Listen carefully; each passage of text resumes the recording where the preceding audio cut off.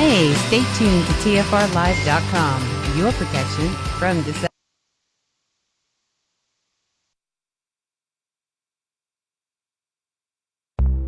Censorship and regulation is becoming an ever-growing problem in today's modern media.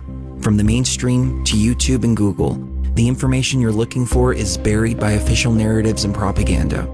This is why TFR is 100% uncensored, unregulated, and listener-supported. The shows on TFR are not micromanaged by the station, and our hosts are free to speak their minds however they please. As such, the views and opinions expressed on our station are of those who make them. If you happen to hear anything offensive on TFR, please send us an email to toughtitty@tfrlive.com, and we'll be happy to tell you that we really don't give a damn. We stand for freedom of speech and non-censorship. If you also stand for free speech, you can go to tfrlive.com/signup and sign up for a TFR supporter pass and help us in our mission to keep the airwaves uncensored and unregulated. TFR Live, your uncensored and unregulated protection from deception.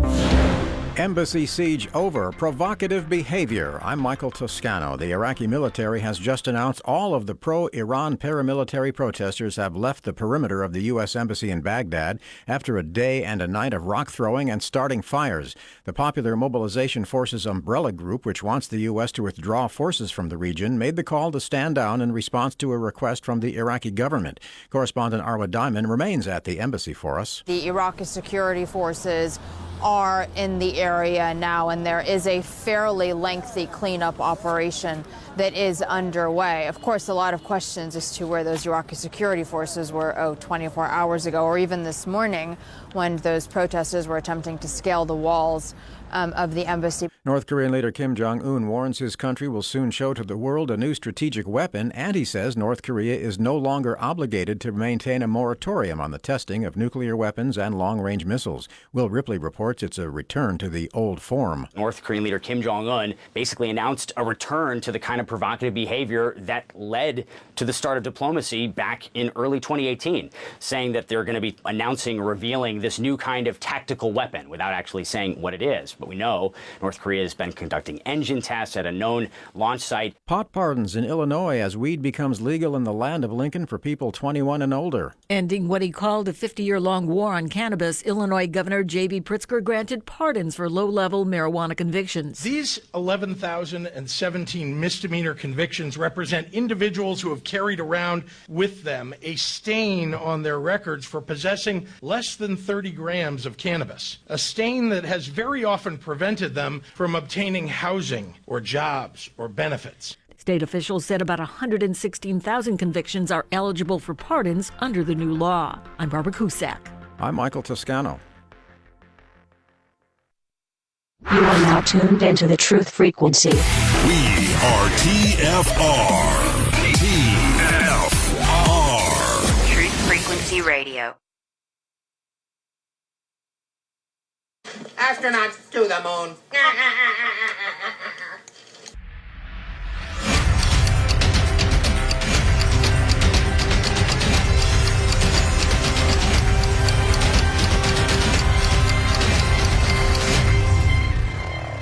10, 9, ignition sequence start. 6, 5, 4, 3, 2, Not to get off track here, but I feel like we're in the Truman Show, and we're in a snow globe, and we just shook it up.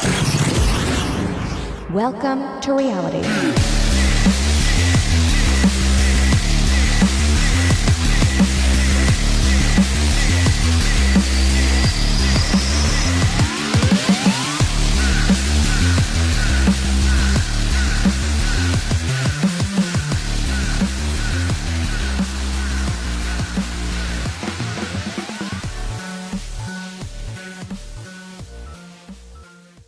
And good evening, ladies and gentlemen. We've got some audio issues to start. Isn't this great? Good evening, ladies and gentlemen. Welcome to your protection from deception. There we go. See, even in background. Where was I? Right here at truthfrequencyradio.com. And if you, look out at the horizon, you might just see that barring any atmospheric, blockage, that you're currently tuned in to The reigning, defending, undisputed, and unarguably the number one show on Truth Frequency Radio on Monday nights between the hours of 6 and 8 p.m. Pacific. That's 9 to 11 Eastern. That show is Jeranism Monday Night Raw, and it starts right now. I'm your host, Jeran from Jeranism, and we are live at TFRlive.com, on the YouTube at the Jeranism Raw YouTube channel, and live at dlive.tv/Jeranism. I believe the sound is finally working. Let's hope. So welcome one, welcome all. I am riding solo tonight. My co-host, Dave, the man with the plan, the myth, the legend, the Junicorn, is also currently the man with the cough deep inside his trachea hole. Wait, does that D-I-T? No. Thought it would be. No. Anyway, I've given him the night off without pay, without compensation, but we wish him the best. Get well quick, David. People do not want to hear me struggle through this show alone, believe me. And talked to him earlier today, and yeah, he has a terrible cough. Every other word is followed by a cough. It wouldn't make for good radio, neither do my audio issues and everything else, believe me. But we're all here. We're all going to navigate through these tough seas, these, what do you call them, flat seas together. Thank you for joining me, wherever you might be. Welcome to the show. Shout out to those worldwide. Of course, the Upside Downers in New Zealand and those perpendicular in Mozambique or the Congo, perhaps. I'm ecstatic you're joining me. This is Raw episode number 193. Welcome to the show. We will be taking your calls later tonight if you want to get in line early.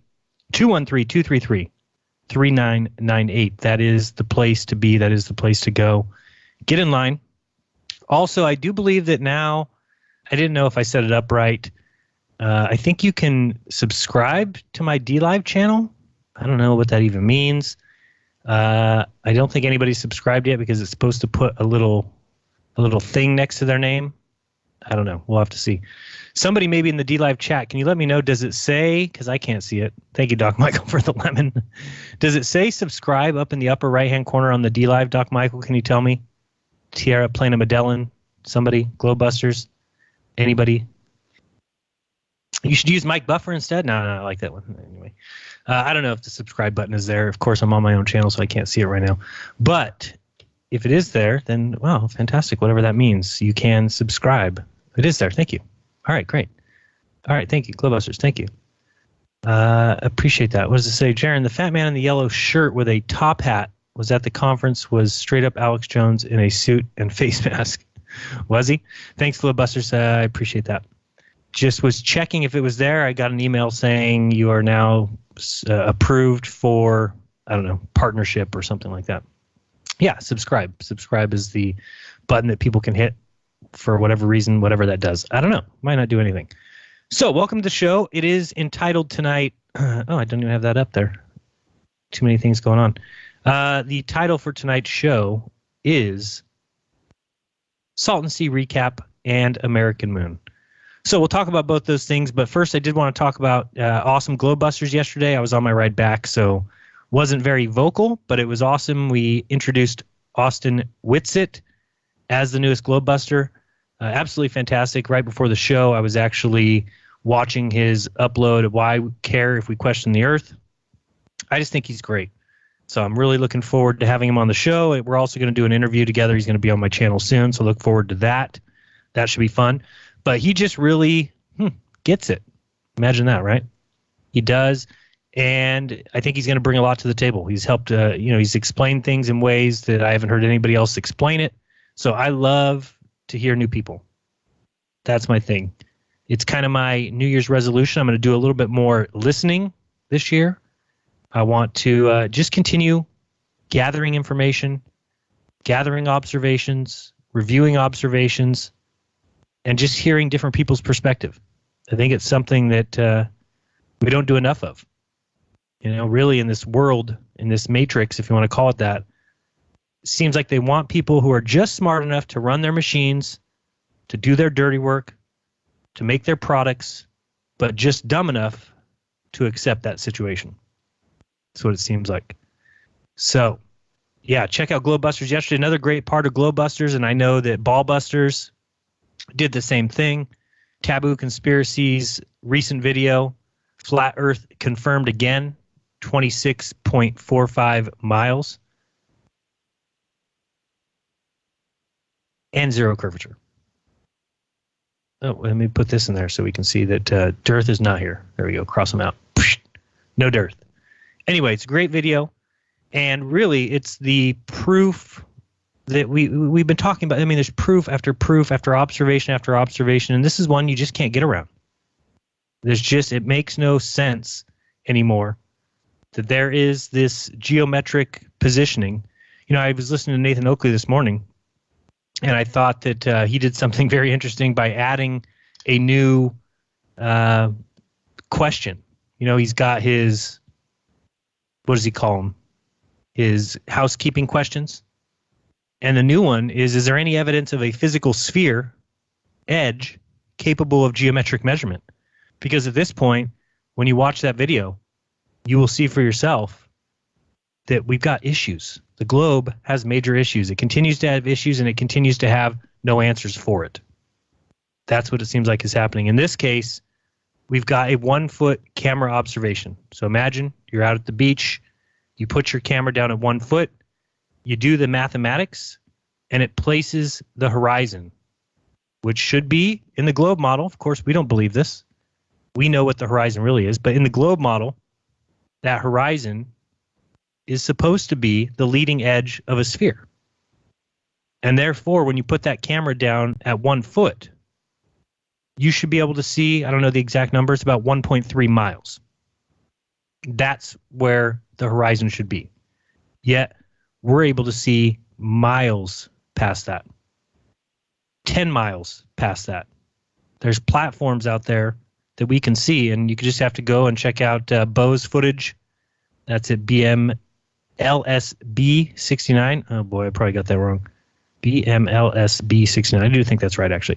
Bo's channel, he does some great work out there looking at these platforms down in Southern California. But you got to check out Flat Earth Confirmed again, 26.45 miles and 0 curvature. I don't know what else, what are the answers going to be at this point? You know? It's getting sad. Of course, they can call it looming. They can call it refraction. They can say it's fake footage because that's really all they can do. At this point, what else is there besides the fact that you can see tons more water beyond what should be the leading edge of a physical sphere? What can be the answer for that? If you're a glober out there, you have an answer for why we're able to see water past what should mathematically be possible. Explain it. Explain it to me. Call me. 213-233-3998. Get in line. This first half hour, we're going to be talking about the Salton Sea. We're going to discuss this a little bit longer. And it just, you know, I also was listening to Theora Hypothesis, otherwise known as Ken Wheeler, today. Man, you know, and that's another thing. I just realized today, I'm just like, man, some people are beyond intelligent, beyond smart. They surpass me by miles, and that's why I want to do more listening, more watching videos, and more listening. That's why we do the Friday Lounge, just a place to kick back, to kind of listen and enjoy other people's thoughts. But listen to Theory Hypothesis. Number one, I want to hear him talk about mathematics. Let's just have a listen. Hey, let's talk about mathematicians versus scientists. A true Aristotelian / Pythagorean / Platonic scientist is someone who is in search of the truth, whatever that may lead him or her. Does that sound like scientists today? Does it sound like these scientists, these globers, are out there in search of the truth wherever it might lead them? Absolutely not. Today's scientists, however, are actually not scientists. They are those who like to quantize and count. They are bean counters, but specifically we know them as what they really are, as mathematicians. And I am absolutely not against math. But let's make a really, really important distinction here, and it's something you've never been taught in high school or college. And then that is that math does not explain anything. It absolutely does not. Because as I've said many times before, math is not reality. It just isn't. And just like Ken Wheeler, I'm not saying I have anything against math. Yeah, can you use math to count things? Absolutely. Can you use math to predict things? Absolutely. That it does work for. However, when you go beyond that and you start using math to tell you what reality is, and say, well, I can do this mathematic equation here, and I can come up with these factors, and that means that these factors must be true. That isn't always the case, especially when you get into the bending of space-time, relativity, this kind of nonsense. Let's continue. You see, the ancient Egyptians, they were actually really good mathematicians. Yes, they were. You know, they built amazing stuff that stupid human beings today attribute to aliens. Like, oh my God, that's amazing. Must have been made by aliens. But they were really good mathematicians. Yes, but their explanations were, of course, BS. You know, like Ra, the sun god, you know, did this. And it was just, of course, it was BS. But their math was really good. They built stuff that even today we can't replicate. And of course, we actually have all these ideas in our heads, but ideas are also not explanations. They are not understanding.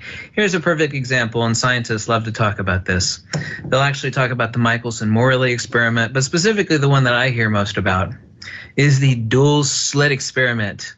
It's about the phenomena and the characteristics, specifically the properties and attributes of light.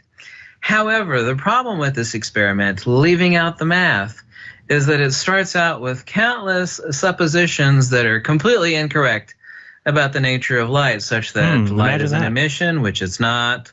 Light moves from point A to point B, which it's not. I mean, you just said it right there. I've been saying it for a long time, and thought that what I was saying wasn't taking hold. People weren't understanding. People weren't hearing, because it's not the mainstream. So when I say things like light doesn't travel, that light doesn't travel from point A to point B, sometimes you need somebody like Theory Hypothesis to say it correctly, because I just can't get it out in better ways than he can, obviously. Let's continue. Light is a particle. It's not. Light is a wave, which is not. Imagine that. It's not a particle. It's not a wave. It's not both, which is what we're being told. Oh, it's both. It's a particle and it's a wave, because sometimes it has bullshit. Light is a wave-particle duality, which is not, by the way, and there are no dualities in Mother Nature. Light has a speed, which it's not. Light is not an emission, by the way. Yeah, it's an ether perturbation modality. Specifically, it's a coaxial circuit. The so-called speed of light is actually a rate of induction. The so-called presumed photon, which actually is purely conceptual, does not exist at all. Do people get that? I don't think so. This is, go back and listen to the Friday Lounge. We talked about it a lot today, or Friday. Same thing with the Friday before. Iru and I have said it many times, over and over. People think the photon exists. Doesn't exist, ladies and gentlemen. It is conceptual. This is actually due to the rarefactions and compressions, i.e. the line. Speaking of that, and we're going to talk about that, but we need to get into atmospheric compression. We'll talk about that when we get into the Salton Sea. But it's the same thing as Taboo Conspiracy's video talks about. And he shows you this compression going on, photographed by Red Pill Philosophy, Wide Awake, BMLS B69, Ranty Flat Earth, you name it. You can find more and more of these observations and discussions. Longitudinal pulse perturbations that actually make up the coaxial nature of the transverse electrical magnetic phenomena that we call light. So this famous experiment, the dual slit experiment, starts out with a supposition that it understands the nature of light. Right. As do all these scientific experiments and understandings, all start with these presuppositions that they understand everything that they're looking at. And this is something I'm starting to realize too. When we go out and make observations, do we even understand what we're observing other than I can see too far? Now that's just simple. I can see too far, period. And it absolutely doesn't. And if you actually don't understand what something is, your experiment will be based upon the conclusions thereof. Forgetting about the math. Let's just say the math is accurate. And I have absolutely nothing against math, nor am I actually. And I had this debate recently with a PhD physicist. And then he had something else to say that I thought was really interesting. Listen to this, because the quote that I pulled from this, and I said, oh man, I've been wanting to say that in that many words for a long time. Intelligent people who think that they know the answer to things never go looking for the answer of the things that they think they know the answer to. As many words as that is, as many convoluted ideas as that may be, think about that. And here, let me let Ken Wheeler explain a little better. Explanations are paramount. And by the way, it's okay not to know the answers to things, but the stupidity, specifically the ignorance or agnosis, comes into the point in which you have a person with a degree or that is highly educated yet a moron. And this is a huge difference between empirical knowledge, i.e. episteme, and gnosis. Now listen carefully, because here he gets into it. If you were listening to Globebusters yesterday, we were talking about this exact same thing, the difference between being educated and being intelligent and understanding what you're actually learning and what the purpose of schools is. And man, does Ken Wheeler nail it here right here. Is that intelligent people who think they know the answers to things do not ever go looking. This is so important. You need to remember this. This is so effing important, and you weren't taught this crap in school. Intelligent people that think they know the answers to things have never gone looking for the answers to things that they already think they know the answer to. And this, of course, is part of their hubris. A word everybody should know, by the way, Hubris. Hubris. Repeat after me. The word hubris. Let's spell out hubris. D-U-M-B-A-S-S. Hubris. You don't go looking for the answers to things you think you already know the answer to. This is called academic hubris. I got a degree, I know on it, and they said, here, we have certified you that you believe in the same crap that we do because we were taught the same crap and we got a PhD on the wall there. We have certified that you believe in the same silly BS that we believe in. Here's your degree. I mean, do people understand that that's what school is? That's exactly what's going on? And I see some people already calling in. That's great. Get in line, 213-233-3998. Go ahead and tell me if you disagree with what's being said here. But let's talk a little bit about the Salton Sea, shall we? So if people did not know, this weekend I went down to the Salton Sea. The trip was not fantastic for me. I'll tell you why.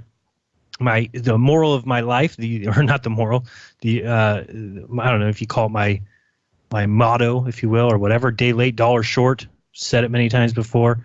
But again, I was a day late. I was a dollar short. No, we had the Friday lounge. We got done about 2 p.m. and I left for the Salton Sea right around 4. It's a 7-hour drive, but of course I had to stop and get gas. Got stuck in some traffic. It was behind an accident, so I didn't get down there till about midnight, really. And when I got there and it's midnight already, I'm like, okay, well, I'm not going to pay for a hotel. I thought we were going to be meeting at around 6 a.m., 7 a.m. So I said, okay, well, let me just sleep in my car. So I found a little Days Inn or something where I said, okay, I could probably get away with sleeping here. And parked there. It's a little after 12. And if you've ever tried to sleep in your car, that's no fun. So I texted Wendell and asked Wendell, when are we meeting tomorrow? And he says, oh, well, we got such great observations today. We're meeting at 11. I said, 11? Oh, okay. Well, then I guess I can just sleep here just fine and get some rest. But then right after that, around 1 or so, I got a message from David Romero, one of my patrons, who said, hey, just letting you know I'm on my way there. I'll be there at 5 a.m. I'm going to the geothermal side. And if people watched Friday's show, you know the geothermal side is the south side of the Salton Sea. And I said, you're going to be there at 5? Okay, well, I'll be there at 5 as well.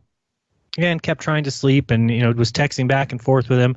And then I maybe got an hour of sleep and just couldn't sleep and said, okay, man, I'm just going to drive there. So I got to the north side real early, probably about 5.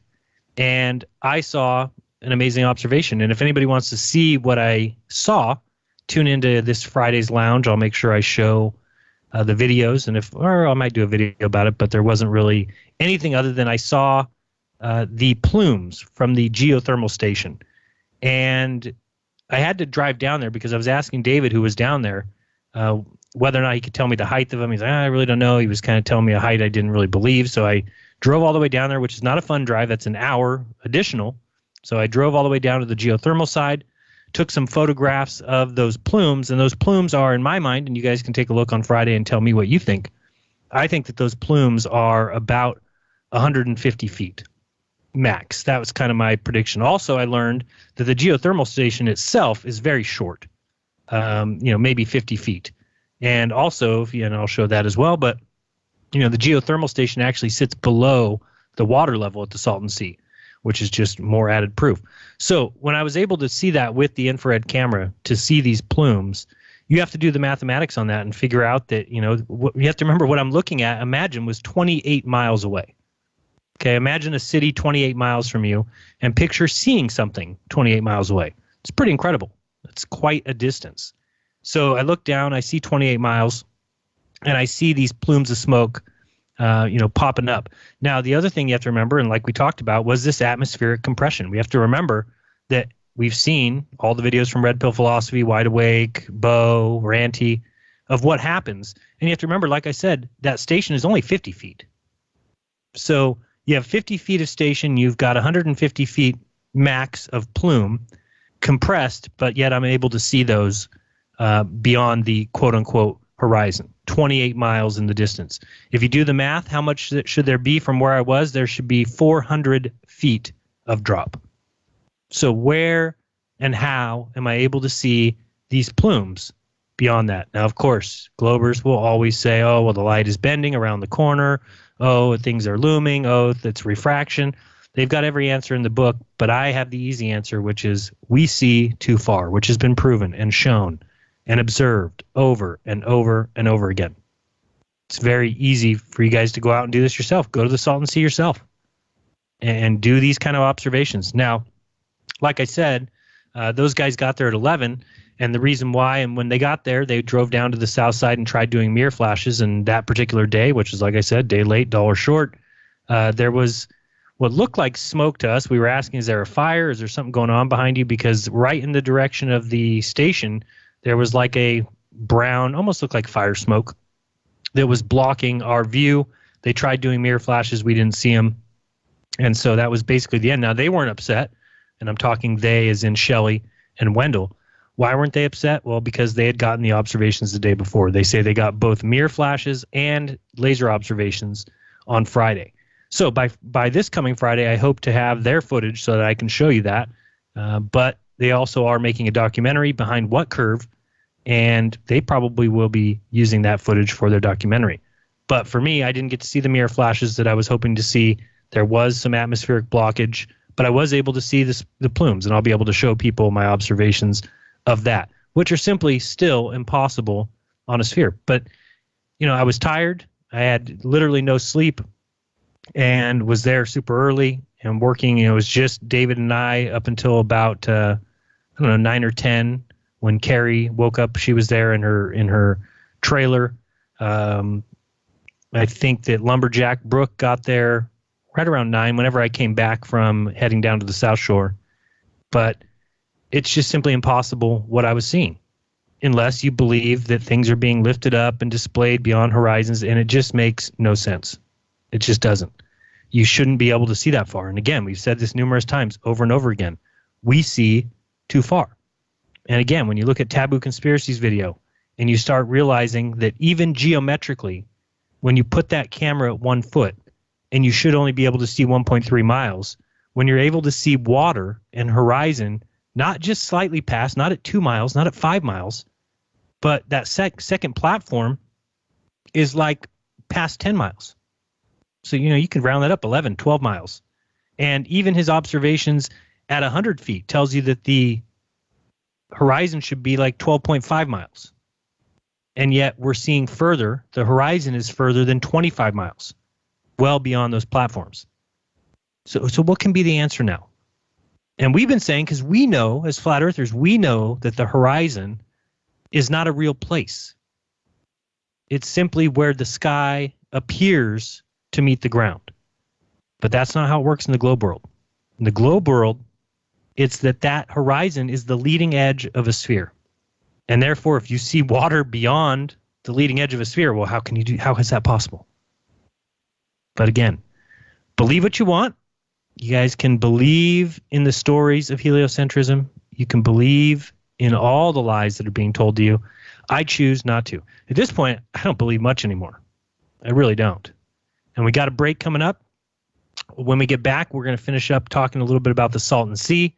Then I want to get into the documentary film American Moon, talk a little bit about some of the stuff that was revealed during that documentary and some of the things that reconfirmed the position that there's no way people have gone to the moon, but yet people think they do. We'll be right back. Don't go anywhere, guys. You're listening to Jeran's Monday Night Raw. So you found the light and you've seen the truth and you feel betrayed.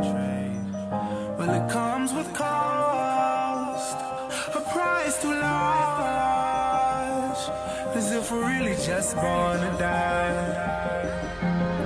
I'd rather not have been born. Stay in school, they said. Use your tools, they said. But being on TV looks pretty. Hey everyone, it's Chris Gio, founder of Truth Frequency Radio and host of Beyond the Veil. The mainstream media and establishment are running scared right now, and they've prominently featured TruthFrequencyRadio.com as number 89 on the federal government's hit list, also known as the fake news list, which is essentially a list of sites slated for censorship on Facebook, YouTube, Google, and other social media. Now is the time for you to get involved. Share your favorite TFR shows far and wide on forums and social media. Tell your friends and family about your favorite shows. If you're a business owner, get in touch with us to feature your product or service right here on TFR.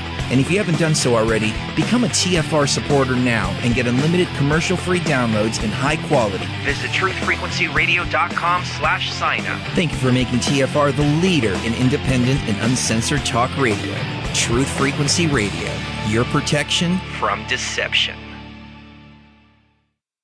Balance of Nature's fruits and veggies in a capsule. It's a great product. And the one thing I like about it the most is that when you open the bottles, you can smell like the scent of the fruits and veggies. It's no genius thing to it. It's really just fruits and veggies, which everyone needs. And you guys kind of put it in a way where you can take it easy and you can get it, and it's natural, and that's what I like about it. You know, I like the product, and I've taken it, and it's definitely made me feel a lot better. You know, I'm a healthy person to begin with. But it's definitely good prevention, and it's definitely gives me energy, and I feel like it's a natural thing. I like it. I really do. For a limited time, use discount code TALK to receive a 50% discount on your first preferred whole health system and have it shipped to you free. Call 1-800-246-8751 or go online to balanceofnature.com. Again, use discount code TALK. Once in a decade, a true story comes along that remembers the future. After 6 Amazon bestsellers, I have completed the epic Birth Trilogy, a true story of Earth. By reading the Birth Trilogy, you will journey with the characters from the origin of Earth to its final destiny in a white-knuckle ride that combines the intrigue of Tom Clancy with the epic scope of Prometheus and Interstellar. You will learn more about the purpose of life, the mystery of death, and the true nature of your soul than you thought possible. The Birth Trilogy is now available on Amazon and Kindle. The audio version is a free bonus when you buy the paperback, so even if you're not a great reader, don't worry about it. I read it for you. Use the Amazon app today and buy the Birth Trilogy, spelled B-E-A-R-T-H, or search for my name. I'm Brooks Agnew. No hate, no hype, no fear. We are TFR. Frequency Radio.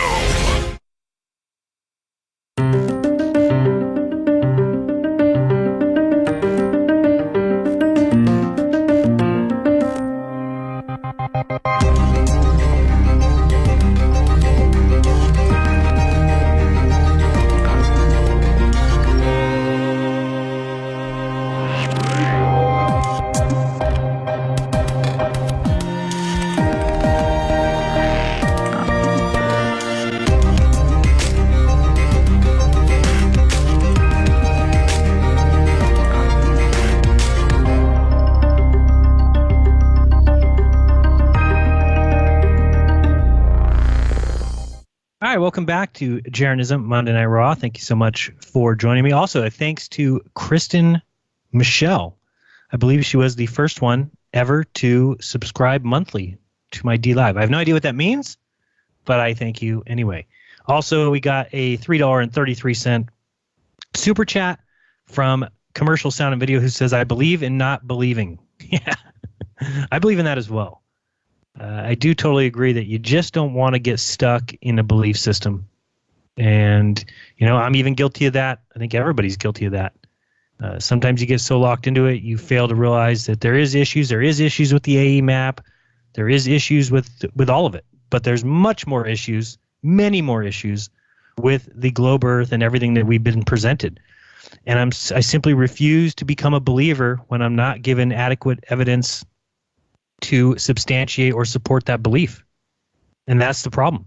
The nonsense that goes with the globe belief is never ending. And it just doesn't match reality. It just doesn't match observations. And yet people want to believe it. That's fine. Again, I tell people all the time, go outside, look at the sky, look at the stars. And if you believe that you're seeing trillions upon trillions of miles, that's for you to believe. It's not for me. We do have something fun coming up on Thursday. I'll be on the Rogue Ways podcast. I believe you can find that on YouTube or D Live. So check Lindsay out as she will be having me as her guest on camera. Oh, boy. I'm not a big fan of those particular moments, but I should get used to it. I got my new microphone. I'm going to be heading up to, San Francisco, Sacramento, and some places to do some street interviews. So I better get used to it, huh? Better get used to being on camera and having everybody comment that I'm ugly and have an ugly face and an ugly nose and ugly eyes. I don't know. Anyway, we talked all about Ballbusters earlier, that was a good show. They did the highlighting of the number one ball killer, as we discussed earlier, this problem with the horizon, the geometric horizon. And also you have the whole idea of this physical edge of a sphere. And it just doesn't fit. So Nathan Oakley said it well, any evidence of a physical sphere edge capable of geometric measurement, because there should be one. But again, we as flat earthers know that there is no such thing as a horizon. It is an apparent position. It can't be measured. When you go out there and you see it, it's just going to continue to move beyond. But if you're a globe believer, then that edge that we do see is the edge of a sphere. And if at 1 foot, it's supposed to be at 1.3 miles, then you need to explain why we can see miles past that. Miles. And we can see platforms well beyond that. And even when we get up higher and we have a 12.5 mile horizon, why can we see further than 25 miles? Why does the globe Earth fail over and over again? That's my question. So, anyway, if you guys didn't check out this morning, talk about Gravy Train. We had Crow, who was on Owen Benjamin's stream. It was absolutely fantastic. So if you haven't checked that out, you can just go to dlive.tv/Owen Benjamin Comedy and hit replay and find that episode. I don't know how long those episodes are lasting. I believe it's 3 days. So you got 3 days to check that out. But it was fantastic just to listen to. It's such a breath of fresh air to listen to authentic, real people talking about common sense. And that's all we want. That's all I want. That's all I desire, is authenticity, is honesty. And if you watch the mainstream media, that's not what you get. When you listen to these people, Neil deGrasse Tyson, Bill Nye, you don't get that. It's terrible. Anyway, the observations that we're seeing are simply impossible on a globe. Supposedly they got mirror flashes. I haven't seen them yet, but I certainly trust Wendell and these guys that say they got mirror flashes on Friday, say that they got laser flashes. Now, everybody knows my opinion on lasers. I'm not sure, even though I did my 4-mile laser test, but I do understand the glober position. I don't agree with it, but I understand it. That how do you know you're seeing the source of the laser and not the light when it passes over the leading edge of a sphere? So the laser observations I think are awesome, but I don't know if I would necessarily call those proof. I believe much differently when you're talking about mirror observations, so I'm anxious to see those, and hopefully people can tune in on Friday to check that out if I get those in time from Wendell and those guys. If not, you'll at least get to see my observations. You'll at least get to see the plumes, and we'll look at the distances that we're looking at, 28 miles. We'll look at the curve calculator if we want to presuppose this globe. I don't anymore. I can't believe it. We see too far. Everybody's going up at the end of this month, 24th, 25th, 26th, 27th, or 23rd, 24th, 25th, 26th. I'm not exactly sure when that's going to be, but they're going to Utah. I'm not sure I'm going to go because I've seen it at this point. Maybe somebody can convince me to go, but I don't know. Maybe it's just because I have this drive in my mind and having no sleep and trying to do those observations on Saturday. But it was great seeing everybody. Alan and his wife Wendy were awesome. Thank you guys for coming out. Great people. John Armstrong and his family, who have been at every Flat Earth conference. They are fantastic people. It was great to see them. Sydney was awesome. Kristen was there, Shelley Lewis, of course, and Wendell. Brooke, who's become a good friend, a.k.a. the Lumberjack. You guys may have seen him in chats. Dan the Waterman was there. Obviously, I already mentioned David Romero. Carrie, the levitating woman, was there. People who were at the conference know what I'm talking about there. There was 2 guys with Sydney. I forgot their name. The guy with Wendell, drawing a blank. The guy who gave me the walking stick. Just a lot of people who I can't remember their names. But anyway, great people out there. I don't know how many people were out there, 20, 25 people, maybe more. But everybody had a great time, and a lot of people were there on Friday also. They got to see the observation that I missed, which was the mirror flashes. But again, I saw those plumes. I went and then looked at them because at first I was saying, well, could those plumes be 450 feet in the sky? Well, then you go look, because I thought I might be able to see the geophysical plant. Remember I talked about, geothermal plant. Remember I talked about the guy who showed up last time who told me, hey, during the winter you can see the geothermal plant. At this point, I'm thinking he meant you can see the geothermal plumes, because the geothermal plant is not tall and it sits actually below the water. I'm not sure how anybody would ever be able to see that. Think about what I'm talking about. Something 50 feet high. It's only a 5-story building.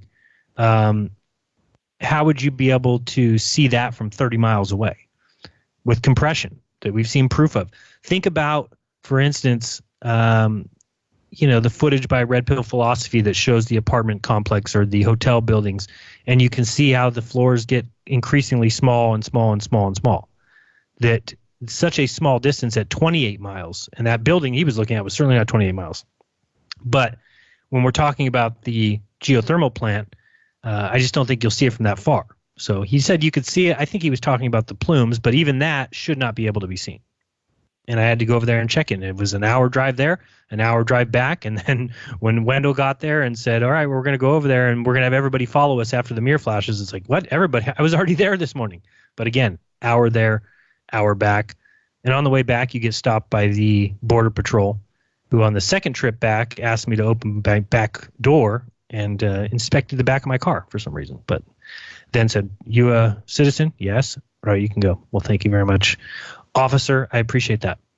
So those were the observations. That's what happened at Salton Sea. But those guys are all going to Utah, and I have no doubt that they can probably see 30 miles on the Salt Flats.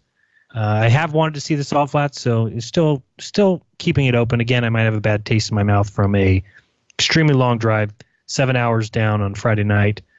Saturday's observations, hour there, hour back, hour there, hour back. Too much time in my car, and then 7 hours back again. So maybe I just have a bad taste and need to get a couple days under my belt before I decide whether or not I want to go to Utah. But there's going to be a lot of people there. Rick Hummer's going to be there. Ben from Taboo Conspiracy is going to be there. It's going to be fun. Nice background music for this stream. You shouldn't have background music. If you do, something's wrong. Anyway, let's get on to something else I wanted to talk about. That is a documentary that I watched. Thank goodness I had a 7-hour drive, I guess, because I was able to watch a documentary that is quite long, but I think well worth everybody checking out. And that documentary is called American Moon. If you scroll down, if you're on YouTube, if you scroll down in the description, you'll be able to find the link to that. I believe it's the second link. The first link is to Austin Whitsitt's YouTube channel. Subscribe there. He's the newest Globebuster. And below that, you will find the link to a great documentary called American Moon. It's funny because, actually, I'm going to show this just because I think it'll be funny if I do, because it says not to, and it's like, well, I'll do what you say not to. I'm that kind of person. This is the first screen that comes up on that documentary. Hilarious. Do not upload this film on other accounts, neither in whole nor in part. In particular, the so-called flat earthers are warned against using any of this material in their own videos, even though a lot of the material that they use is not their own either. They used other material, obviously, from lots of different films, but I guess that's okay for them, but not okay for you. In particular, the so-called flat earthers. What does that mean? So-called flat earthers? Okay. But are warned against using any of this material in their own videos. Any violation will be promptly reported to YouTube with an immediate request for takedown. We'll go ahead and report this. There, I showed it. All right. You guys happy? But as I was saying, it is a great documentary. It's 3.5 hours. That is a long documentary, but you know what? Every bit of it was worth it. every bit. It started out with a whole discussion about, wizardry. You've seen the movie in the past. I don't remember what year it was, early 1900s, when they do the whole movie of these scientists who put on the wizard hats and decide to go to the moon. And all the publicity and the propaganda of going to space, and they just nail it right from the beginning. From the very beginning of the documentary, you're like, holy smokes. There's just simply no way that they could have ever come out and said, you know what, we can't go. They did so much pushing of the propaganda constant from the early 60s with JFK. We're going to the moon. The whole thing. Oops, I thought I had that clip. Nope. With everything that they talked about with sending people to space and putting it in schools, and every documentary that came out says, in years, humans will be on the moon. They'll be playing, we'll be driving in buggies on the moon, and we'll have hotels there. And you can't do all that and then come out and say, oops, we can't go. Sorry, we made a mistake. It's just not possible. Simply not possible. So they go through that, and that's a great beginning of the documentary, and you're like hooked. At that point, you're like, okay, I see where these guys are going. It's a good start. And then from there, you have some conversations about Kennedy and Webb, James Webb, and really the reasons that they had to go through with the faking of the moon landing. They just had to. They didn't have really any other choice. They talk about Thomas Ronald Barron and the whole Apollo 1 fire. Great information there. And again, this documentary needs to be watched by anybody who's at least thought about whether or not the moon landing's fake. But again, the problem with the majority of people, the problem with a lot of these globers, a problem with a lot of these scientists, a problem with a lot of these physicists is, again, listen carefully, from Ken Wheeler's mouth himself, intelligent people who think they know the answer to things will never go look for the answer of those things that they think they know the answer to. So nobody's going to go look at whether or not we went to the moon. Why? Because it's a foregone conclusion we went to the moon. What are you talking about? You can't keep secrets this long. Conspiracies can't last that long. The government doesn't lie to us. The government could never lie to us. What is NASA? Some sort of a publicity scam? Well, yes, it's exactly what's going on. That's exactly what it is. And it's hard for people to understand that. It's hard for people to accept that. And really, it's a documentary that would open a lot of eyes. So if you have any questions about it, you should definitely check it out. If you're already in the camp like I am, it's just going to reconfirm, and it's going to show you some things that you'd never even thought of. Never. One of the things I thought was very interesting, and this is like, it was hilarious. So David Romero, like I said, one of my patrons, was down at the south end. It's 5 o'clock in the morning. It's 36 degrees down at the Salton Sea. And he breaks out his camera. He's trying to observe me. I'm trying to observe the plumes. We're 28 miles apart. And he tells me, for some reason my camera's not working. And that's hilarious. The reason his camera didn't work is because cameras struggle in cold or hot environments. Why? Well, because they're made of incredibly intricate pieces and parts. And when it gets too hot or it gets too cold, those cameras, those parts expand and contract, and the camera stops working. And it's something that I haven't even thought about before. That if you talk to these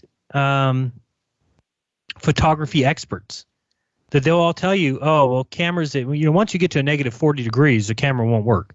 You have to remember Neil Armstrong, Buzz Aldrin, all these other astronauts that were on the moon were standing in shade taking photos with their Hasselblad cameras from 1969.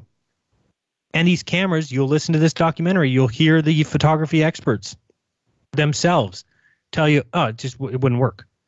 So the cameras that they use to take the photos that we all say are fake wouldn't have even been able to take those photos if they were really on the moon, because you would be going from 250 degrees negative to 250 degrees positive Fahrenheit, and the cameras simply wouldn't work. It's really that simple.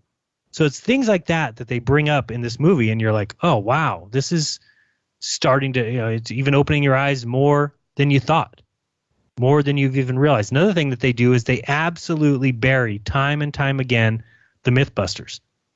Another thing they do is they'll lay a claim or ask a question, and then they'll tell you the rebuttal. They'll say, but Mythbusters says this and this. They tested this and this, but then they show why it's nonsense, why it's crap.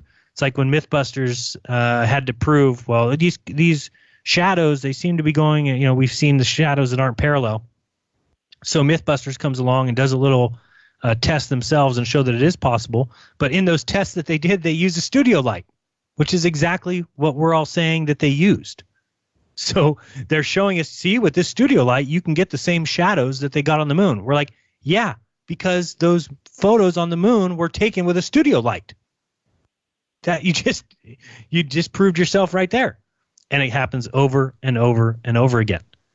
Again, remember, if you're listening on YouTube, I go off of YouTube at the end of this half hour, which is about 11 minutes away.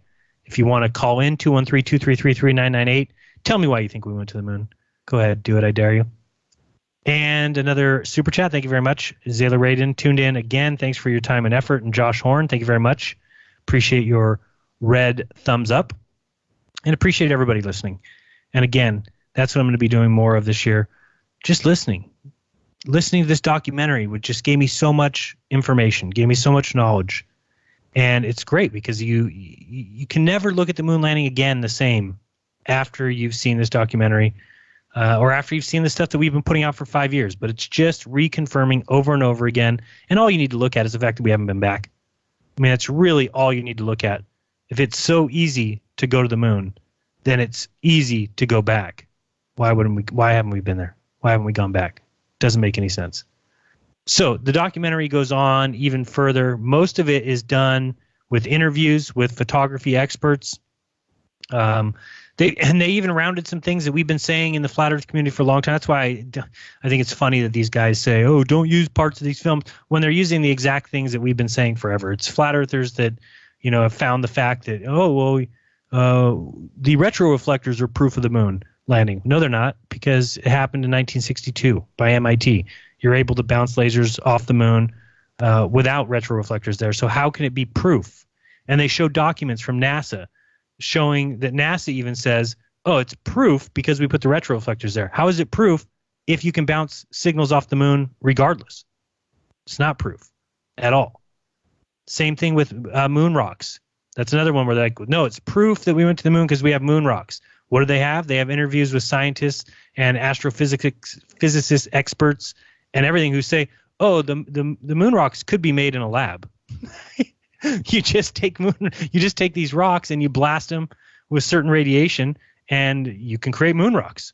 So you have these interviews over and over again with these guys who just prove it flat out. There's nothing else we can say about that. They talk about the backlight photos on the moon and how impossible it is that we can see, if it's a single source light, and you've got the LEM sitting there, and you've got the astronaut going up the LEM, and he's in the shade, it should be blacked out. There's no way, unless you've got some sort of reflecting device, which of course they told us didn't happen. So the backlight photos on the moon are impossible. And again, they're talking to photography experts.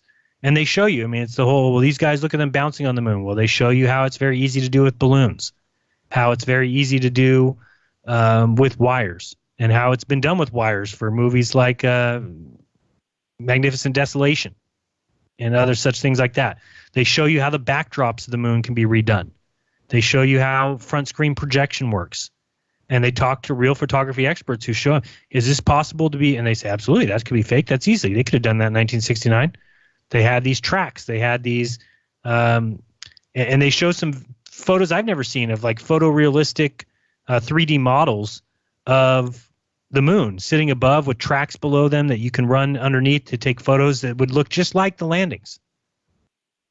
They show you the NASA simulator and how it looks identical to the Apollo 15 moon landing. It's crazy.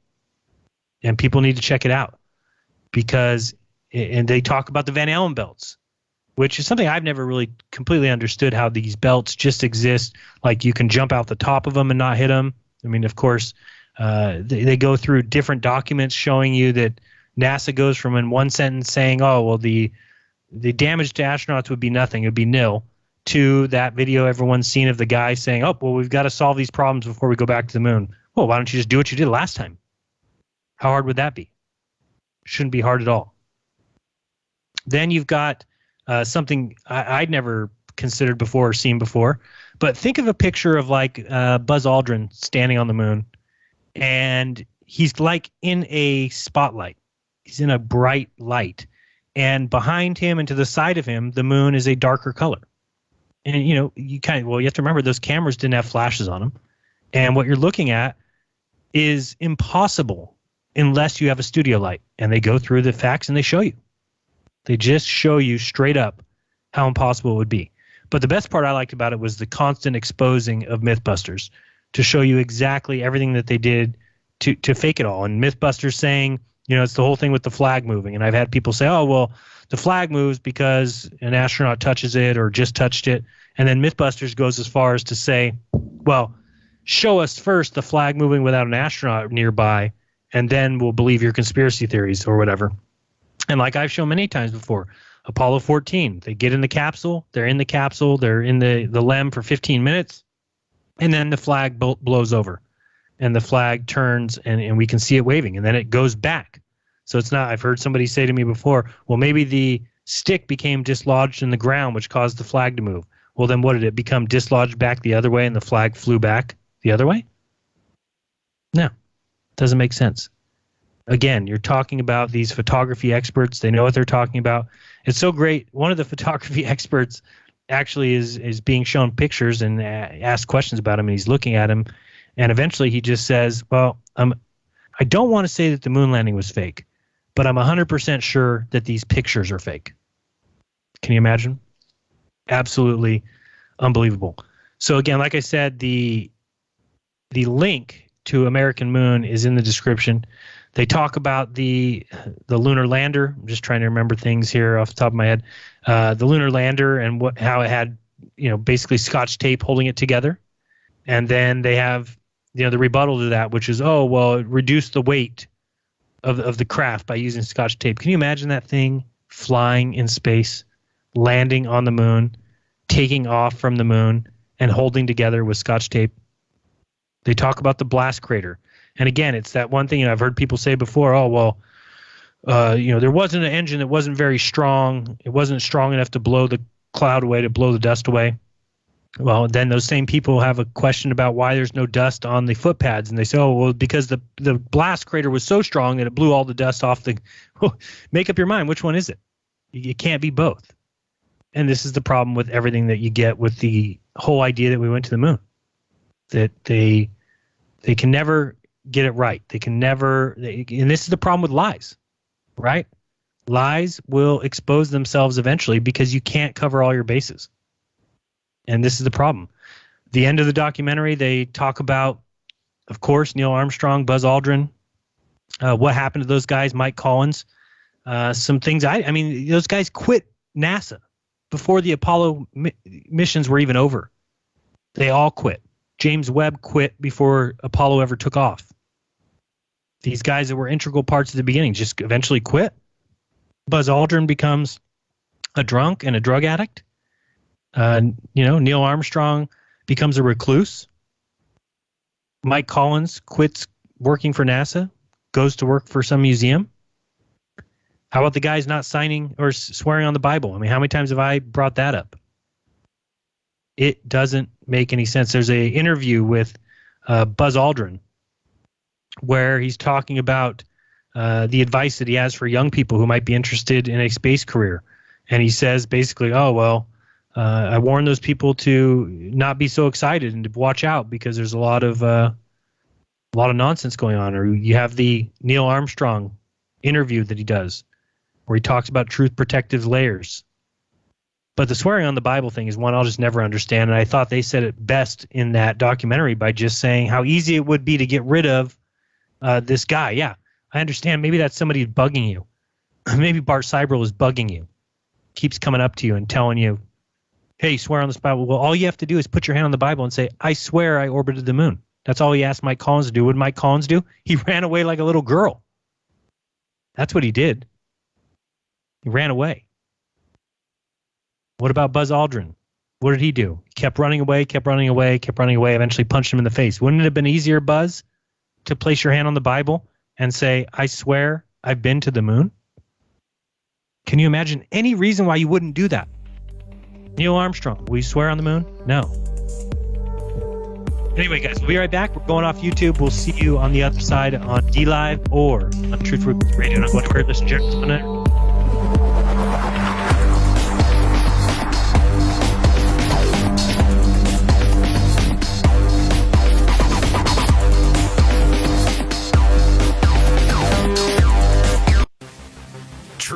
Frequency Radio is your #1 source for news and information without the hate, hype, and fear. We're proud to feature cutting-edge programs like Beyond the Veil with Chris and Cherie Geo, X Squared with Brooks Agnew, Paranormal Portal with Brent Thomas, Jeranism Raw with Jeran and Missa, Fearless with Frank Castle, Strange World with Mark Sargent, The Eye of Ra with Ra Castaldo, The Infinite Fringe with Billy Ray, Ironworks with Josh Corey, The Kev Baker Show, and dozens more. Did you know you can listen from any telephone by dialing 641-793-7117 or call into your favorite show toll free at 833-TFR Live. Uncensored talk and news you won't hear in the mainstream media. Truth Frequency Radio, your protection from deception.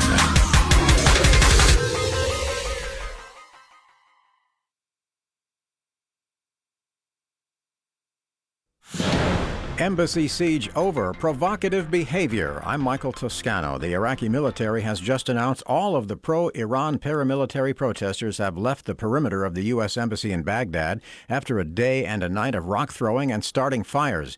The Popular Mobilization Forces umbrella group, which wants the U.S. to withdraw forces from the region, made the call to stand down in response to a request from the Iraqi government. Correspondent Arwa Diamond remains at the embassy for us. The Iraqi security forces are in the area now, and there is a fairly lengthy cleanup operation that is underway. Of course, a lot of questions as to where those Iraqi security forces were 24 hours ago, or even this morning when those protesters were attempting to scale the walls of the embassy. North Korean leader Kim Jong-un warns his country will soon show to the world a new strategic weapon, and he says North Korea is no longer obligated to maintain a moratorium on the testing of nuclear weapons and long-range missiles. Will Ripley reports it's a return to the old form. North Korean leader Kim Jong-un basically announced a return to the kind of provocative behavior that led to the start of diplomacy back in early 2018, saying that they're going to be revealing this new kind of tactical weapon without actually saying what it is. But we know North Korea has been conducting engine tests at a known launch site. Pot pardons in Illinois as weed becomes legal in the land of Lincoln for people 21 and older. Ending what he called a 50-year-long war on cannabis, Illinois Governor J.B. Pritzker granted pardons for low-level marijuana convictions. These 11,017 misdemeanor convictions represent individuals who have carried around with them a stain on their records for possessing less than 30 grams of cannabis, a stain that has very often prevented them from obtaining housing or jobs or benefits. State officials said about 116,000 convictions are eligible for pardons under the new law. I'm Barbara Cusack. I'm Michael Toscano. You are now tuned into the truth frequency. Your protection from deception. This is Truth Frequency Radio.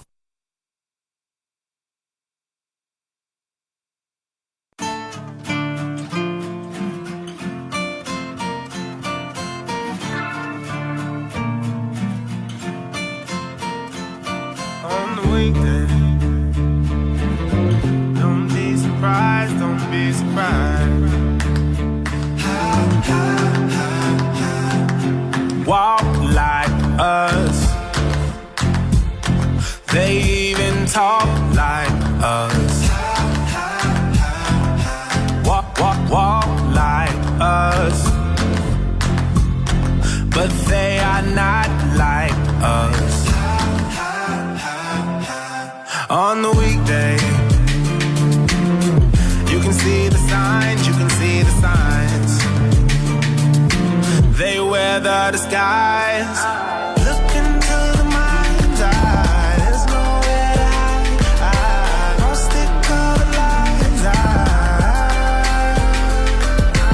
Whispers from afar. All right, welcome back. You're listening to Jeranism Monday Night Raw. I'm a little confused on what was going on. I went to YouTube and didn't see the show for some reason. It didn't, I don't know, it showed like I never started the show. It was kind of weird, but I think I didn't hear anybody tell me or nobody text me, at least I could see, so I guess it went out fine. But from my end, it didn't look fine. Something happened with Restream.io today that was weird. So anyway, I think I turned it off. I had to reload a couple times, but it looks like we're fine. Looks like we're on D Live, and I believe if you followed the chat that maybe Brian or Karen B, somebody is streaming live the second half of the show. So we'll see. If you want to get in line to give me a call, 213-233-3998. Get in line, talk about whatever you want. But hopefully you understand that this is my real opinion. I'm being authentic. I'm being honest. And that's what I look for. Hopefully that's what you guys look for. If you want to support the show, I would always appreciate that. I first have to say thank you to all my patrons who make this show and everything I do possible, make the trip down south possible. They've just been amazing. And if you want to join them, you can do so at patreon.com/Jeranism. While you're there, support me first. But no, I'm just kidding. Support who you like or it goes away. But also, Rodrigo Ferrari Nunes is there under patreon.com/Anthropology. Iru Landucci's there. Patreon.com/Nur para Todos. Nathan Oakley's there. Globebusters is there. Patreon.com/Globebusters. Just started an account. So support what you like so it doesn't go away.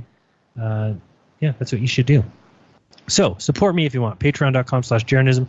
You can also send me a Venmo, and that is at Jeranism.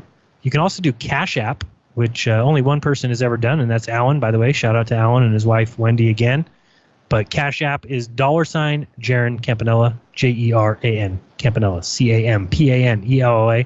That's all one word, $Jeran Campanella. You can do that as well. So support the show. We would appreciate it. Or you can also be a member at TFR. That's a good way to do it too. Just go to TFR, find my page, hit subscribe. I believe it's $10 a month is the most expensive option. And if you sign up under my page, I get half of that, which I would greatly appreciate. And this way you get the archives to all the great content on TFR, and you get it all for a very low price, and you get all the archives. Everybody's show that's ever been done, for Crow 777's show, Mark Sargent's show, Rob Skiba's show, Paul on the Plane show, you name it. There's a ton of us there. Zen Garcia, Susan Lindauer, I can go to Kev Baker. I mean, there's so many. Iron Realm. I could go on forever on that one. So if you want to support the show, those are your support options. I've put them on the screen there, patreon.com and Venmo. So welcome back to the show. We were talking about the documentary, which is called American Moon. Everybody should check that out. I believe that I can bring it up now at least. Oh, wait. I don't want to do that because I don't want to shut down. See, you guys, when you do the show on YouTube, I can't even show something. All right, we'll do it some other how. But I don't want to show it because I don't want to get those channels that are restreaming this to get shut down. That would not be very kind of me at all. Let's see here. What do we have else to talk about before I get to phone calls? Let's listen to this first. Hello, Jeran. It's President Donald Trump.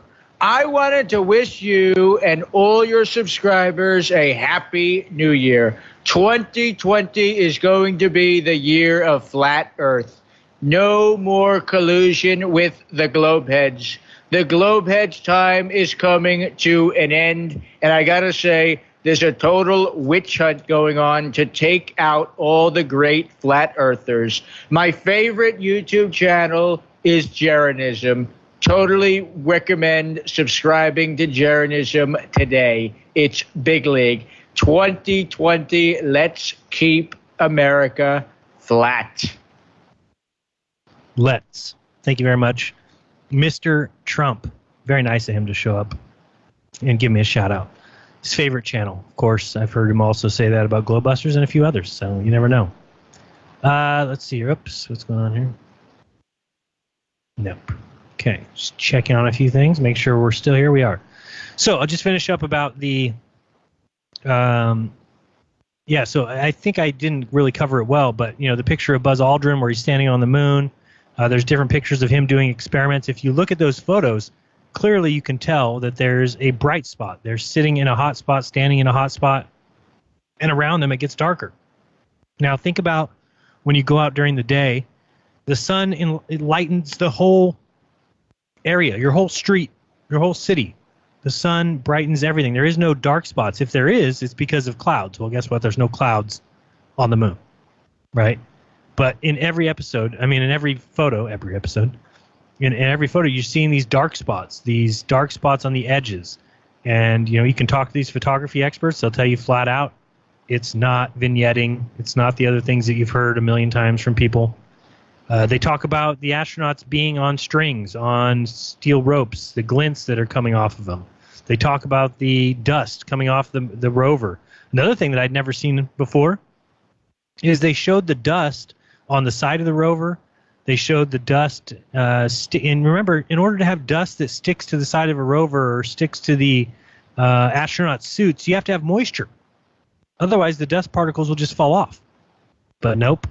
What do we get? We get dust all over the place sticking to them. Well, how can it stick unless there's moisture in the atmosphere? Well, guess what, folks? It just doesn't work. I talked about the waving of the moon. The best part of it is probably, I don't know, it's about 2/3 of the way through when they start talking to these photography experts. And these guys just bury the moon. They just bury it. It's not possible. It's not even possible for the film to have worked with the amount of radiation that would have been, bombarding these astronauts and their cameras. So if you're somebody who still thinks we went to the moon, that's what I would do. If you have somebody in your family who still thinks it, send them that video, American Moon. Let them watch that. At least it's because this is the thing. You have to take that baby step. You have to take that first step through the door. It's very hard to tell somebody the Earth is flat. Like I've said a million times before, you have to ask the first question of, do they think we went to the moon? And if they say, well, yes, well, then you need to show them this video and move on, or show them some of the other stuff that's been done. They also do a great bunch of work about the whole idea of reflecting panels. And it's the only way you would have been able to enlighten different areas of the LEM that we see. So clearly, there was light sources there that weren't the sun. Secondary lights, spotlights, you name it. I'm not one who thinks that they did it outside. I think they did it in the studio, so I think there was one source light, but that source light was not the sun at all. It was simply a studio light. But there's so much information about backlighting and just showing you the impossibility of the moon landing. I think everybody listening to this show knows that we didn't go to the moon. Well, I don't want to say everybody. There's some people out there who listen. Good friends of the show also. By the way, thank you, David, very much for the Venmo. I really appreciate it. It was awesome seeing you out there. And, thank you for coming out early. I drove down there with expectations to be there early. And then when I heard 11, it was kind of like, all right, well, at least I'll get some sleep. But when you called, it was good to get out there. And no, you're not a rookie at all. We're all rookies when it comes to some of these observations. It's not easy. It's much different in practice, too. You show it on Google Earth, and it looks really easy, and then you get out there, and it's not as easy as you think. But luckily, if you remember the Friday show, I showed you how I was able to look past that little cliff that came out, the little piece of land that darted out into the water, and just beyond that is where you were able to see the plume. So it was exactly where I expected. David was on the other side trying to see me. That was a little bit more difficult because he didn't know where to look, and it's very difficult to figure that out, as people have learned who have ever gone out and done some observations. So that's American Moon. I don't want to cover too much else in it, but there's, I don't know, 4 or 5 things in there that I hadn't heard before, that I hadn't seen before, that were just more and more evidence. One of the things I forgot was the whole idea, and I've talked about it before, of why can't we hear the engine? And they even go into more detail showing you that the engine was directly below. The astronauts were literally sitting on the engine, and we can't hear them. And, of course, they'll come back with, well, here's the Glober argument, or not the Glober, the moon hoaxers, or debunkers, I guess they're called. Here's their opinion of it, and it's because of, the microphones were made that you could only hear the voices. Well, what do? They then show you when they play some music from a portable recorder, and it's very easily heard, telling you that, you could hear anything from those microphones. Not just what the astronauts were saying. But again, he talks about Aaron Rainin, which I've had on the show. It's just a plethora of information, and it's 3.5 hours, but it's probably one of the best ways to spend 3.5 hours is at least reconfirming, and it will give you some evidence that you'll be able to go head-to-head with anybody who believes that we went to the moon and knock them back to where they belong, which is in reality zone. Not in make-believe and in this whole idea of, it's American, it's this American pride. People love that we went to the moon. They love that we beat the Russians. They love American ingenuity, and look what you can do when you can put your mind to it, and it's all fantasy. Again, intelligent people who think they know the answer to things never go looking for the answer of things that they think they know the answer to. I think that's one of the best quotes I've heard in a long, long time. All right, get in line. Call the show, 213-233-3998. Let's get to some phone calls. Let's start out with the 905. I think I know who it is. The reigning, defending, and unarguably the number one person in Ontario, Canada. How are you, my friend? Very well, thanks. Yourself? Good, thanks. Riding solo, missing Dave at this point. Yeah, I miss Dave too, but you were here long before Dave was, so. That's true. I think. You know how many hours? I was looking at the other day. This is show 193, by the way, in case you want to know that. And I believe I did 120 shows at 3 hours apiece, which is 360 hours. And then we've done 73 shows at 2 hours, which is another, 140 some hours. So that's 600 hours. If you divide that by 24, you come out to about 25 days or so, whatever. So that's about a month. It would take somebody to listen to Jeran DITRH from beginning to end. It would take them a month of not sleeping and listening to nothing but the show. That's a lot of content. So we've been here a while. Yeah, you definitely have, man. And I don't know when the exact date I picked it up, but I've only missed a couple since I did. But so my main call was to ask about the Salton Sea, and you cleared that up. So. Oh, okay. Yeah, so I'm excited to see the footage that they picked up on Friday.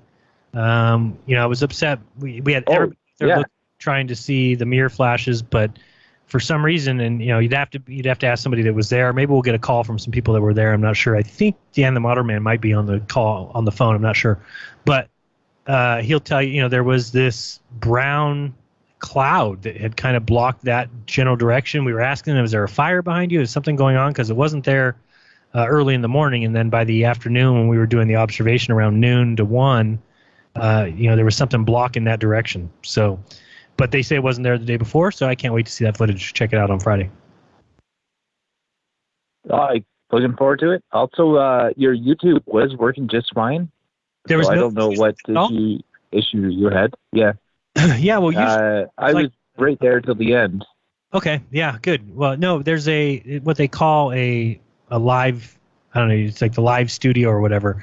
And usually when you start on Restream, it will show you that you've started there, and then there's like a button to stop streaming, and that button wasn't lit. It was as if the stream had never started.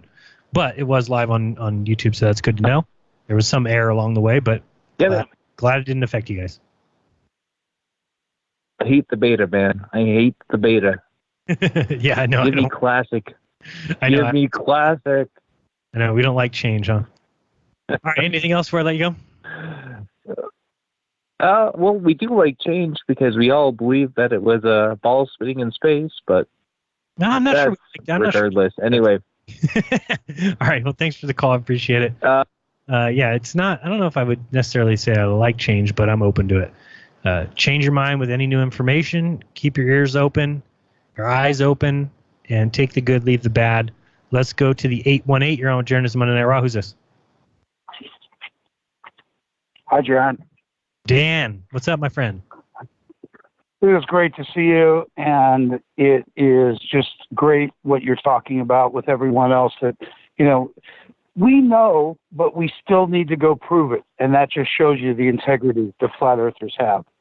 Right. And I just want to mention that the night before when we were doing stuff at the Salton Sea, when you're talking about what you call smokestacks, which were actually steam right. turbines. Correct. She saw, when she was trying to spot us from the Capri side, Shelley kept saying she could see the 5 stations. In other words, there's 5 geothermal stations, and they show up and you can see the lights in their entirety. And we know when we're seeing each other at the Capri height, like 18 feet, 15 feet, whatever that is, that we're seeing straight across at night, no problem, and day. So it's no surprise you can see. In other words, that guy could see the entire station, no problem. You think so? Imagine a real clear day. And the day before, when I got there, in the morning, I could see the plumes, but of course it was, very early in the morning, so I couldn't see the station. And I'm guessing if it was clear, yeah, you might be able to see it. And that the fire in the same area we had the day before, but the smoke was going a different direction. Just this time it couldn't have over us, so that kind of sucked. What was that? You think? Was that some sort of controlled burn or something? Because they're always burning. Like maybe it's tumbleweeds or something, but they're always burning something out there. Always. Okay. I don't know why, but there's always rolling fires around. I wanted to mention a couple things about the moon. Sure. Like it's so cool when we get to be smart. And I caught a couple of things about the moon. You were talking about the cameras, and I realized all of a sudden that's why they're attached to the suits, because the suits did have fluid thermal protection. So they could keep the camera warm. And that's why they mounted it on the suit, because it was designed to give it some thermal protection. And then based on that small size and that small area, they could have put some, lead tinfoil there. So I just want to give some plausible, not that I'm a moon believer or anything, but I don't want us to look stupid. I always thought it was a real bust that you could see footprints around the rover, but no tire tracks. That's a big one. Until no, it wasn't. When I realized the actual weight of the thing, they could pull the batteries, pull everything out that was worth having, and carry it away. They could lift it. There was handles on the side. So they could literally walk it further away before departure. But they've never claimed that. No, but that's how you could get the thing to be there without tire tracks. Oh, gotcha. Okay. But the whole idea, if anyone ever wants to have fun, look at the interior of the thing. There isn't even seats. They hang on to a strap like on a bus. Mm-hmm. It's pathetic. You could never do controls that way. You could never touch a dial with any finesse of any kind while rattling around in there without even a seat. It's pathetic. Have you watched the documentary yet? Check it out, because they also talk about the impossibility of aiming the satellite dish back to Earth while that thing is, it's strapped to the rover. I mean, you have to be precise, let alone the thing is just driving around and it's aimed at the Earth. It's simply impossible. I love the way they always put the little spinning dish in the static shot of the ISS, so it looks like something's going on. It doesn't take much. No. Hey, so I just wanted to mention Salt Lake City really quick. Yeah, it's a drag. I'm not looking forward to that either, but I really am looking forward to bugging you. So I'm going to send you some of the footage from Friday night so you can see it, so maybe it'll get you excited. Yeah, send it to my Skype, because I want to show all that. Okay. And maybe if you do make a playlist of stuff that you're looking to research, it does kill several hours. You could get in the past Austin with this stuff and stuff like that. But the whole point of going this time would be to maybe put an end to the optics and the optic observations, because we do have this other stuff like the infrared and radar and sonar, and we can move on to that, because I just want to give a shout out to David, moving into other areas and other people and other groups, and it's not about flat Earth. It's about bullshit, so it's a real good opportunity to try and get rid of some of the bullshit, because it causes bad energy and bad flow. And I just want to thank you again for looking past what you know and being able to try and portray it to someone else. And shout out to Austin for being able to do that in a language we all appreciate, because he does do a good job of getting it out there. Hey, I keep getting the dates wrong of Utah. Is it 24, 25, 26, 27, or 23, 24, 25, 26? 23, 24, 25, 26. Okay, thank you. And if people want to join or have questions about that, they can email behindwhatcurve@gmail.com, and Wendell will get back to you. All right, anything else, Dan? Good. No, it's just great to see you. That's all. Hey, you too. You're a good friend. Thank you. Talk to you soon. All right, got a few minutes left. Let's go to the 513. You're on with Jeran Monday Night Raw. Who's this? Jeran, how are you? Tim Coates, Wild Birds Unlimited. Well, you don't need to know that. Fan, patron. Thanks. Flat Earther. I was hoping you wouldn't forget about that satellite dish in that documentary. That was brand new to me. There was a lot of brand new stuff to me in that documentary. But that satellite dish, that's got to be one of the clinchers right there. Yeah, I almost forgot about it. There's so many things in there. 0.3 degrees. Right. Something like that. They had to be able to point at like 0.3 degrees. Or I think 3 degrees, but yeah. To receive. Within 3 degrees. Yeah, something like that. It was but ridiculous. the thing's driving around. Hey. Classic. Yes, exactly. Your Friday Night Lounge, you're talking about these guys saying it doesn't matter how far, you can see 500 miles, it wouldn't matter, the light's bending over the curve. Right. Why don't you ask them to explain the Bolivian salt flats? You've got 80 square miles of what they call the world's largest mirror. Right. And the mountains and the clouds, all that distance reflect perfectly on that 80 square mile world's largest mirror. Now, are they going to tell you that the light bends over the curve perfectly to your eye above and below to hit the reflection? Yes. I'd like to hear their answer to that one. I think they would say exactly that. They're basically saying that everything that you observe is in an atmosphere, and that atmosphere is connected to the Earth, and since the Earth curves, the atmosphere curves, and therefore everything that you see curves. I mean, it's just So what they're going to try to tell you is it curves perfectly from the air and it curves perfectly from the reflection.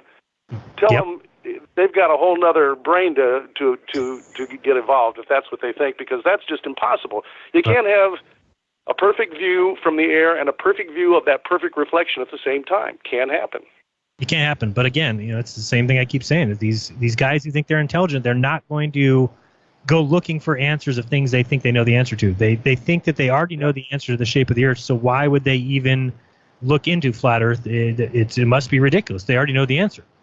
So, that's... I know, you said it before. It doesn't matter what you say. They'll just come back with something, and they'll never want to even look at it. So. No, again, if we can see something, it's because the curvature of the Earth, and if we can't see it, it's being blocked by the curvature of the Earth. It's a great position to be in if you're a glober, I guess. But I totally agree with you.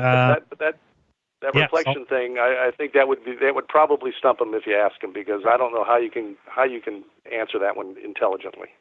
I agree. Hey, thanks for the call, Tim, and thanks for being a patron. I really appreciate it. Talk to you soon. My pleasure. All right, let's go to 785. You only got a few minutes. You're on with Jeran Monday Night Raw. Hey, man, this is Taylor Raiden. That last guy, I thought he was going to steal it from me. I loved what he was explaining. It can't be, the reflection can't be the same above and below. And I've been waiting for somebody to, mention why. Let's give it to them that it's perfectly hitting my eyes, and somehow they got this mirror. But have you ever seen the 3D chalk? If you're standing just right, it looks like something. Oh yeah, like it's a 3D. As soon as you move left. Yes, but as soon let's say we give them that. From where I'm standing, everything is hitting me just right. But if I was to move a quarter mile left and right, that's where that stops entirely. Right. Because if I'm lined up to where that chalk looks like a person coming at me or something, it's only going to be at that pinpoint place. Yeah, it's so stupid. I mean, if you can see 500 miles and it's just bending around the curve, then you would be able to see stars that should be behind the curve. You should be able to see everything behind the curve. It should all be displayed. We don't see a bunch of bunched up stars at the horizon. In fact, you don't see any stars at the horizon. Exactly. And I hope we hit this hard. I don't want them to think that this is a checkmate or a standstill between us, because we have been slowly but surely steamrolling them. Oh, yeah. I don't want any of them to take this as a standstill, because that's unacceptable. So I hope there's a whole community of you guys making videos, but I hope we slam that down hard, because they seem to be a little arrogant about it. That's almost a catch-all. It is, and we can just keep pushing. And this whole thing with the leading edge of a sphere is just destroying the globe. And again, every week it's something new. I love that Nathan Oakley added it to his house cleaning or housekeeping. It's great. We're winning. Yeah. All right, appreciate your call. Yep, I heard that earlier. Yep. Don't forget, guys, listen to Jeran. Rob, we get another half an hour for your call.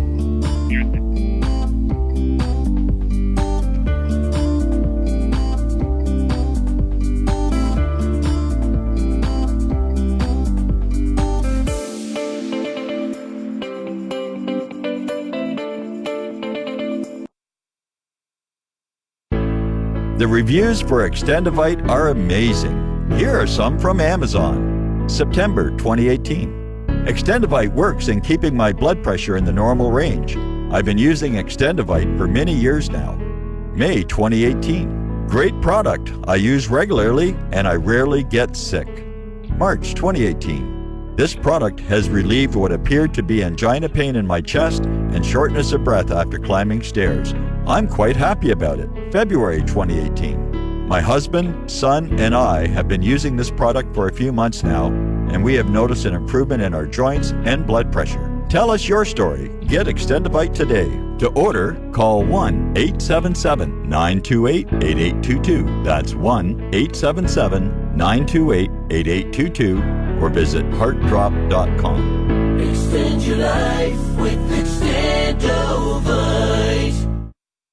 Hey folks, guess what the number one phrase that Life Change Tea receives by email? You ready? We love this tea. We love this tea. Time after time, week after week, we love this tea. Life Change Tea gives you more energy, a beautiful cleansing, and fulfills its slogan perfectly. The tea that makes you go. So if you want to be on your health game, log on to getthetea.com and order Life Change Super Strength Tea. Packages come in a 1-month supply, and when you brew this stuff, wait until you see the results. Aren't we all about the results? And with a lot of people's health struggling, we can use a little bit of help. Doctors will tell you disease starts in the gut. So log on to getthetea.com. That's getthetea.com. Be our next email saying, I love this tea. I love this tea. Get the tea at getthetea.com. Helping America one tea bag at a time.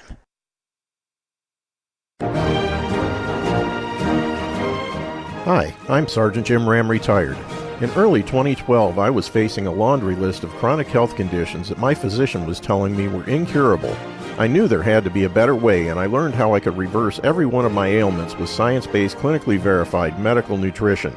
In just a few months, I was able to reverse high blood pressure, gastric reflux, sleep apnea, arthritis, degenerative disc disease, heart arrhythmia, AFib, and many more. And I've lost over 70 pounds and kept it off. Now I'm hosting a radio program that's dedicated to helping my listeners do the same. If you're sick and tired of being sick and tired, if you're sick of being used as an ATM by your doctor, then you'll want to tune into the Your DIY Health radio program here on Truth Frequency Radio every Thursday from 9 a.m. to 11 a.m. Eastern and 6 to 8 a.m. Pacific.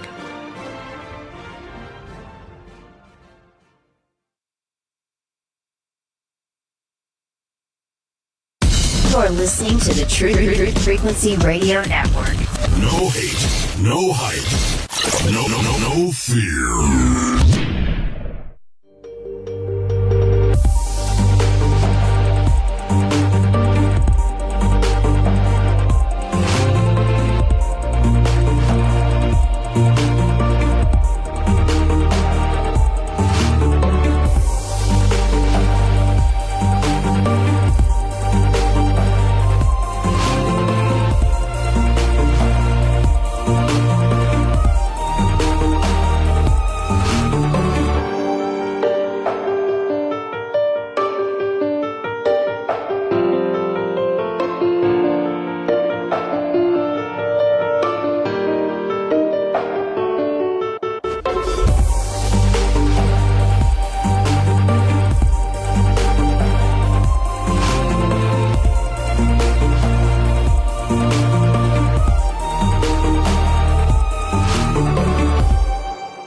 All right, welcome back. You're listening to Jeran Monday Night Raw.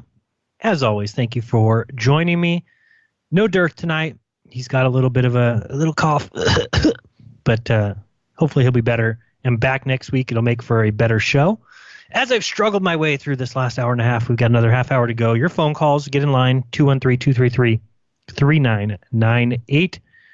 Join the crowd. Jump aboard and give me a call. We talked a lot earlier about the Salton Sea. We talked about Taboo Conspiracies video. Again, check that out as Flat Earth confirmed again. 26.45 miles. We talked about the Salton Sea. Seeing these, I keep calling them smoke plumes. They're steam. It is a geothermal station, so sorry about that if I'm saying smoke. It is not smoke. It is steam. It dissipates very quickly. It's not like smoke that goes up and you can, that's not the smoke that was blocking the view. The steam just goes up, like I said, 100, 150 feet and quickly dissipates. We talked about that, though. Ball Busters from Saturday, great episode. Check that out. It basically talks a lot about what we're talking about here today, about the 1 foot observation. That's where the horizon should be 1.3 miles away. Yet we're seeing well past 10 miles, and then the 100-foot observation where the horizon, remember, that's the leading edge of a sphere, 12.6 miles away, yet we're able to see further than 25 miles. And how do we know that? Because there's these platforms out there that we know the distance to, and you're able to see them, and you can see water well beyond the platforms, which just buries the ball. It makes it basically impossible. Check out Globe Busters from yesterday. Absolutely fantastic. Check out Crow was on Owen today. Like I said, check out Austin Whitsitt. He's starting to load stuff on YouTube. He now has 1,000 subscribers, so thank you to everyone who has helped him get to that point. And usually it takes a few days, but after YouTube sees that he's got 1,000 and approves his channel, he'll be able to start doing some live streams, and I think they'll be awesome. And then also look for that, him coming on my channel and doing some interviews and talking with us. He may even join the Friday Lounge, so keep an eye out for that on Friday. And then again, Thursday, I'll be on the Rogue Ways podcast, so check that out. Lots of stuff going on. Let's get back to the phones, shall we? See a few of you lined up. Let's go to the 315. You're on with Jeran DITRH. Who's this? 315. Hey. Hey. Hey, Jeran. Can you hear me? Can hear you great. Oh, great. Hey, have you looked into the SpaceX, when they launch up these fairings that fall off in space, the nose cones? Right. Do you know? Okay, so they say, I didn't know this. They like fall down and they say they recover them. And they have like little jets and a parachute flies out. And then they catch these things with a ship that has a giant net. Have you seen that? Yeah, I have. It's hilarious. Yeah, they got a big boat. Listen, I didn't know. I just about pissed. I was laughing so hard. What do you think that's for? So here's my questions. Well, they said that, so they have the fairings that go, the nose cone things. Right. Well, so they say they recover them because they cost so much money or whatever this BS is. Well, so I was like, well, no way.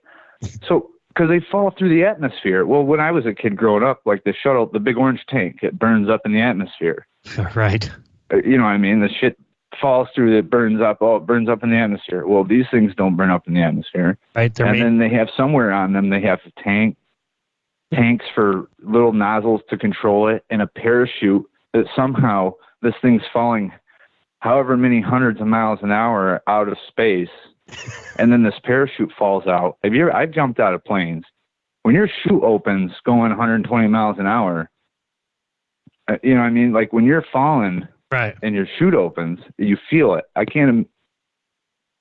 Now, it doesn't make sense to me, does it? Have you ever seen any video of them catching anything? Yeah, only the practice ones.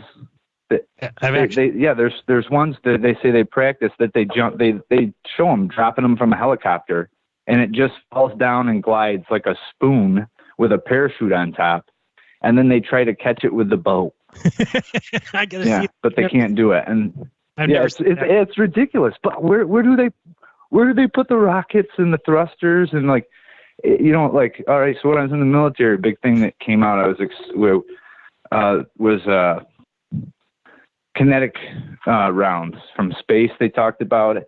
It came out with it back in the 50s, and then they brought it up again. Every few years they bring it up, where they drop these tungsten telephone poles out of space, and it would just fall down with enough force to go hundreds of feet into the ground.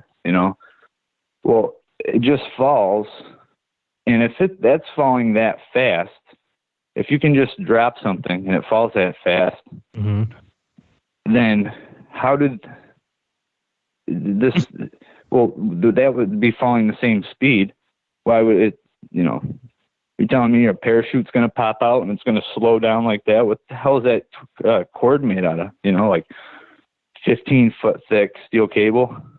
Oh man! And if they ever had any video of it, the forces on that, it'd be just like the videos of their craft landing. When it comes down on the barge, like I would love to see a camera on there, but what would happen? It would cut out. They would just come and show the thing sitting in the net. Yeah, I still love you. Yes. So did you see that? Did you see his dance? Did you see him dancing on stage? It's so funny. On my next video, I have to put that at the end when I play that little music. I'm going to have him dancing. It's so bad. I thought I was a bad dancer. Absolutely. Oh, me too. I thought I was too, but it made me feel much better about myself. Right. I can actually get on the dance floor now. I thought that was funny. There is videos though. There's a couple, and they even claim the caption on the video says they're practicing, and it even shows one where they drop it. They release it from a helicopter, just like they did during the Apollo mission. Of course. And they pushed the capsule out of the back of a C-130 or something. And I'll have to watch those videos. There's no way. I wonder why they don't show it when they really do it. Not at practice, but an actual real. Right. I didn't know one existed. I always try to catch everything, because I'm looking for mistakes. Right. That rat, everyone's the big mouse debacle. Right. I was sitting on the couch with my wife watching that launch live when it was going on. And I said, oh my goodness. I said, Danielle, what the heck is this? And I rewound it, the live video. I went back and I was like, what is that? And she goes, man, it looks like a mouse. I said, yeah. And I left a comment on there about the space mouse. And then it was like a month later, all of a sudden I see like UAP's video about the space rat. And right. I was laughing. It was great. Yeah, we'll keep looking because I do think they make mistakes, especially the SpaceX stuff, because I'm sure NASA, now they don't show anything live anymore. They tell you it's live, but it's not. But yeah, SpaceX stuff that they it's not live. Keep an eye on it. All right, thanks for the call. Oh, hey, have a good night, man. You're doing a great job tonight, even without Dave. I appreciate it. We don't miss his Jew voice anyway. All right, have a good night. Is that talking like this? Okay. Flatter, sun, moon, and zodiac. Yeah. Get it today. All right. Dave's going to give me shit for doing that. I shouldn't have done that. It's really rude. All right, let's go to the next call. 888. I don't know how you call from an 888 number, but somehow you do. You're on with Monday Night Raw. Who's this? Yes, good night, Jeran. It's Daniel here. What's up, Daniel? How are you? Sorry. Doing good. Sorry for sleeping when you took my call the last two shows. And Happy New Year to you. Oh, great. I put you to sleep again, huh?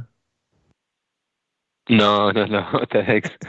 And I give you the Golden Dome Award tonight for your show. You're a good professor, and I enjoy your university. Hey, thank you. I appreciate that. Love you, man. Good. Yeah, take the good, leave the bad, right? I'm glad you listened. Thank you. Mm-hmm. Have a good night. Okay, bye. That was it. That was easy. All right, back to the 905. Is that Brian again? Did you call back? Jeran, I forgot to mention. Yes. Yep, me again. The elevated bed. How's it going? It's friggin' awesome. It's pretty good. I felt so good the first night that I woke up. And, I suggest everyone does it. Yeah, I do too. Now it's just something that, and then of course I slept in my car and then in a hotel bed, and then driving home in my car, I'm like, oh, my back hurts. And the first thing I thought of is, I can't wait to get to my elevated bed. Cause it's not the same in a hotel. And then you're just sleeping in a flat bed. And I think it's good for you. I think it's good for your back. I think it's good for your circulation. I think it's good to help you lose weight. I think people will feel better. So I totally agree. If people don't know what we're talking about, you just elevate the head of your bed about 6 to 8 inches, depending on whether you have a queen or king, and watch the results. Hey, is Jeran lying to me? Is Jeran making this up? Well, it's free, and you can try it. And if you don't like it, you put your bed back. All it will cost you is the cost of what do you have yours on? Do you have them on cinder blocks? No, I I got the plastic, raised everything up about 6 inches so that you have more storage under your bed, but I only put it on the front. Gotcha. And yeah, guys, Yeah. elevate your friggin' bed, man. All right. Thanks for the call, Brian. Appreciate it. Yeah, I totally agree, guys. Elevate your bed. It's easy. I think one of the easier things to do is just go to a Home Depot or a Lowe's or something. I think cinder blocks are like $1.30 or maybe they're 80 cents. I don't know. But that's what we did, and just lift up the head of your bed about 6 inches if you have a queen and maybe 8 inches if you have a king. You want about a 5% incline. And if you look up on YouTube, you'll find tons of videos about inclined beds, inclined sleep therapy. There's a lot of people who profess it. And I'm always looking for things that are easy and cheap to improve your health, and that is one of the cheapest things. And every time you purchase a cinder block, I get $5.50. No, I'm just kidding. I don't make any money off that. But do it if you want to improve your health. Let's go to the 951. Alan, my good buddy. Thanks for calling. How are you? I'm doing great. Thank you so much. How's Wendy?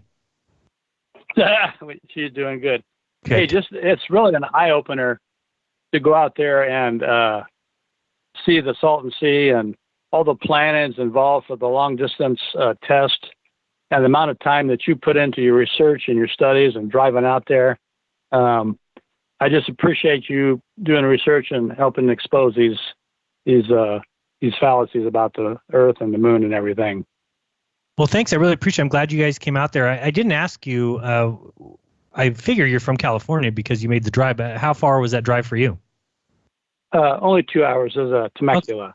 Oh, okay. Well, thank you for making the trip. I know it's not fun. And, I don't know how to describe that smoke that we saw, but that's basically what it was. It was like a band of brown disgustingness.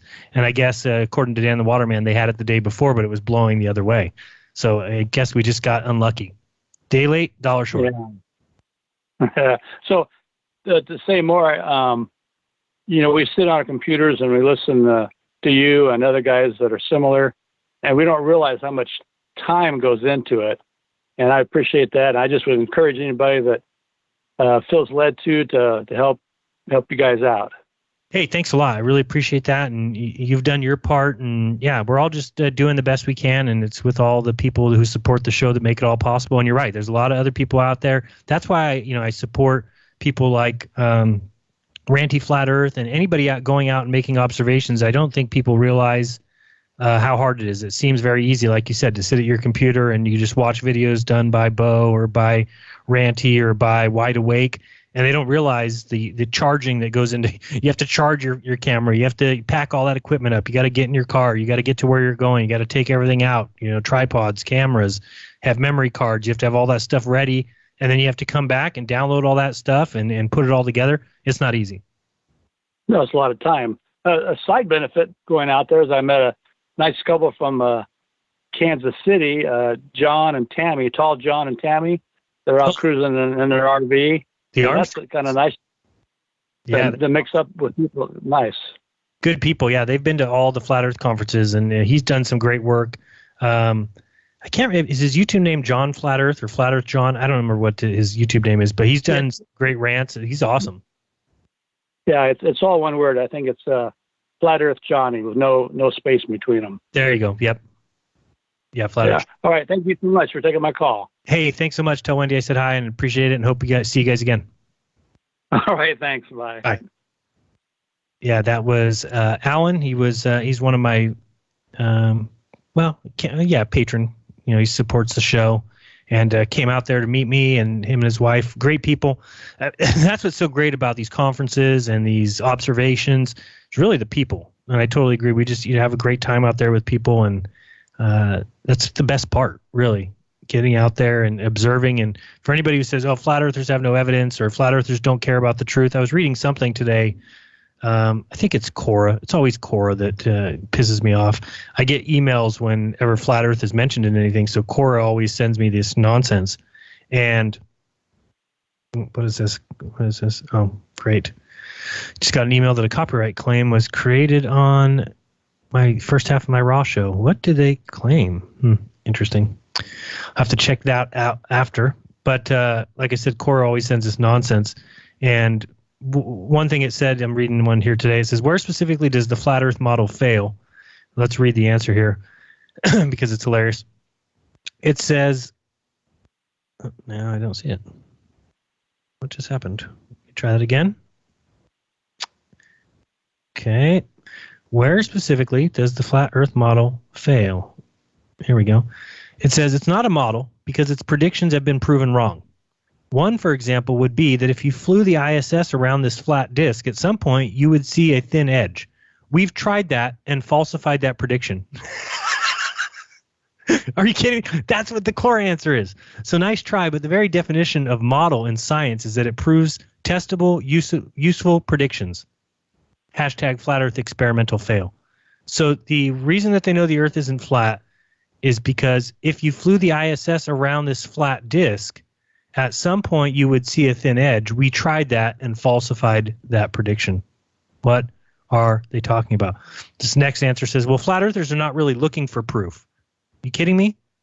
What, were you out there with? Did you drive 7 hours up and 7 hours back? Not to mention the 4 hours of travel around the Salton Sea. Don't you ever tell me that flat earthers are not looking for proof. The F out of here. A 5-year-old can disprove the flat earth, it says, in a single day with a single camera. Get out. Take a picture of the moon as it comes up and then take another picture 6 hours later when the moon is near the meridian. They will be the same size. There's no way if the moon is sweeping over a flat earth that it could remain the same size. Flat earth disproven. Oh, boy. It's just sad. These are the kind of things. And here's why I hate Quora is because you have somebody asks a question and then you get all these space geeks to come here and answer questions like that. And then anybody looking just sees those kind of answers. What better way to perpetuate the myths of the mainstream than to have a site like Quora? You know? Here's another one that just came up. I've never read this one before, but let's just see what it says. It says, is the flag left by the Apollo mission crew on the moon now white? That's the question. Let's see the answer. How would anybody know? I mean, why don't you just send some craft there?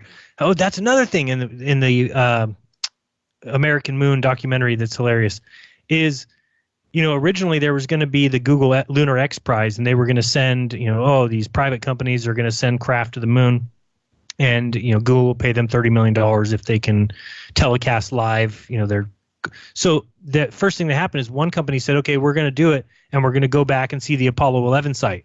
What did NASA immediately do? NASA put in a request that nobody ever go near any of the landing sites because they're now historical landmarks. So now you can never actually see the places that would prove that they've been there, because NASA makes sure you can't go there because, you're going to ruin our little flag. Oh, so stupid. This person says, most likely, yes. All the flags erected by the 6 Apollo lunar landings were ordinary woven nylon yard flags purchased at Steers in Clear Lake, Texas. What? That's not even true. See, this is the kind of bullshit. That's not even true. They're like made out of foil. They're not ordinary woven nylon yard flags. Oh, boy, this is just ridiculous. If you had asked me before the LRO image, the landing sites from low altitude, I'd have said the flags would long since have turned to dust, never mind being bleached white. But after 50 years, they've cycled every 27 days between intense heat and equally intense cold. They've been bathed in unfiltered light, and then there's a picture of the LRO image of the flag shadow.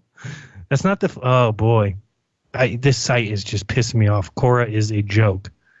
Oh, boy. The next question is, why is Michio Kaku ignored as a research physicist? Probably because he's a theoretical physicist, and theoretical physics is pseudoscience. That's why. Anyway, done reading that. I'll just get upset. Let's go to the 720. You're on with Jeran's Monday Night Raw. Who's this? Hey, Jeran, it's Mount High Scripps from Denver, Colorado. How are you? Good. I can barely hear you, but doing well. Thank you. What's up? I just wanted to say thank you to all your work, and I want to agree with what you just said. I drive around with the P1000 taking thousands of pictures, but I'm just too damn lazy to put them all together, to put them on a YouTube video, because it's a lot of work. It's hard-ass work, yeah. But you know what? People on Quora say you're not looking for proof. Flat Earthers don't look for proof. So I don't think you've been driving around hours. I think you're making it up. You're telling lies. Yeah, I'm not looking for proof. I'm just taking pictures of a light in the sky that they landed on. You can't land on a light, you bunch of morons. You can't. It's not possible. Oh, boy. Now So, hey, fired up. thanks for your work. Hey, thanks so much. Appreciate the call. Oops. Let's go to the 602. I think I accidentally may have hung up on you. Are you there? I'm still here. Oh, good. Sorry about that. I thought I hung up on you. I clicked the button twice. What's going on? How are you? Who's this? I'm good. Hey, I talked to you guys before. This is Chris in Phoenix.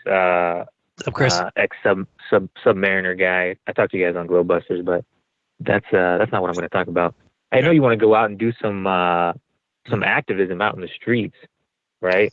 Yeah, it's going to be a little bit of activism. It's going to be mostly. I want to ask questions of people. We keep hearing this certain percentage of people who think we didn't go to the moon. I want to go out and do my own kind of thing where I just ask, 25 people on the street or 100 people on the street what they think, just because I want to know for myself. I don't trust these polls that they give. I'll go do my own poll, see what people think, and then I think when I ask that question, it will open up the opportunity for me to do some street activism. So it'll be kind of a combo.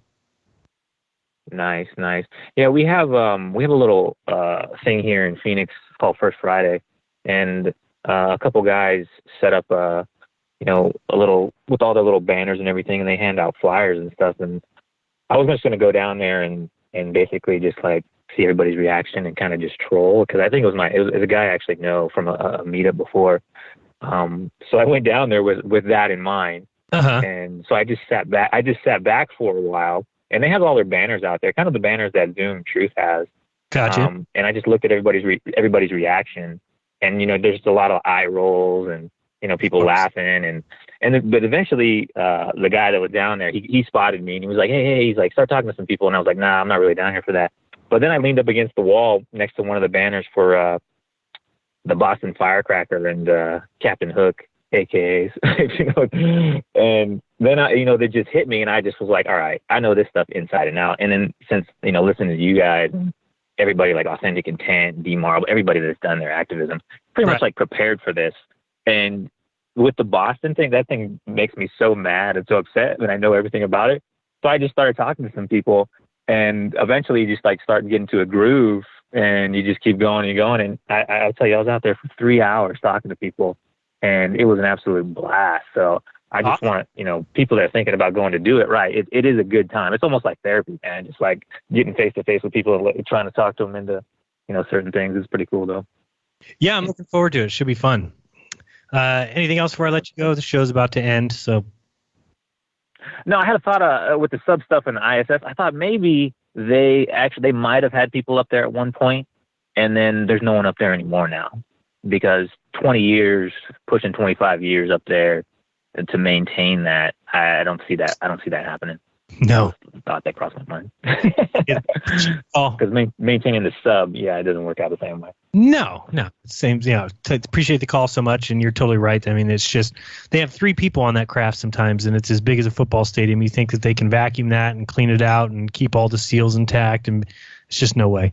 So whether they had somebody up there at all, whether there's something up there, whether it's flying above a flat disc or whether it's flying above, your guess is as good as mine. I just think that we live in a realm. It's not at all as we've been described. Not either the flat Earth. It's not the AE model. It's not. We live on this circular disc. It's a realm, and the AE model kind of helps explain a little bit better. Kind of gives you a mental picture, but I don't think that's it. I think that they've completely destroyed anybody's mind of being able to even comprehend what's going on, and all of our intelligence combined cannot do or replicate or even come close to understanding what the Creator has done. And we just need to love each other, be good to each other, and recognize that this is created. We are created beings, and this place was created for us. We should be taking care of it, taking care of each other. Instead, they've got you believing that we're going to have colonies on Mars eating potatoes soon. It's just not the case. So appreciate everybody listening. Show's about to end. Like I said, Thursday I'll be on Rogue Ways. Check that out. It's at 5 p.m. Pacific. I don't know if I'm going to be simulcasting, but it will be on D Live for sure on her channel, also on YouTube on her channel. Friday we have The Lounge, and I'll be able to show some of my footage and hopefully have some footage from Dan and Wendell. It's been fun, guys. Till next time, this has been Jeranism. Peace!